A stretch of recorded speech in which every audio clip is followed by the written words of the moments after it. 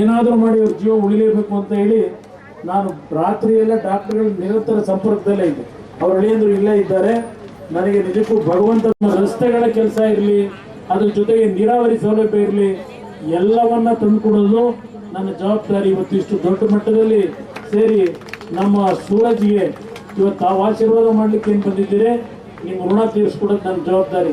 ನನ್ನ ಮೇಲೆ ನಂಬಿಕೆ ಇದೆ.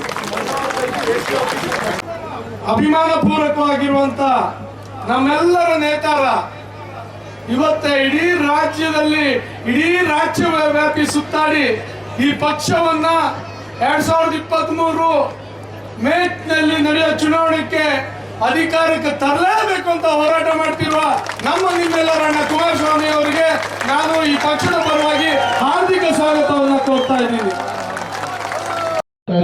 ಜೊತೆಗೆ ನಮ್ಮ ಖ್ಯಾತನಾಮ ಗಾಯಕರಾಗಿರುವಂತಹ ಪ್ರದೀಪ್ ಮುರುಡೇಶ್ವರ ಕೂಡ ಅತ್ಯಂತ ಪ್ರೀತಿಯಿಂದ ಆಗಮಿಸಿಕೊಳ್ತಾ ಇದ್ದಾರೆ. ನಿಮ್ಮೊಂದಿಗೆ ನಾನು ಪ್ರೀತಿಯ ದಿನೇಶ್ ಗೌಡ ಅಂತ ಹೇಳಿಕೊಳ್ತಾ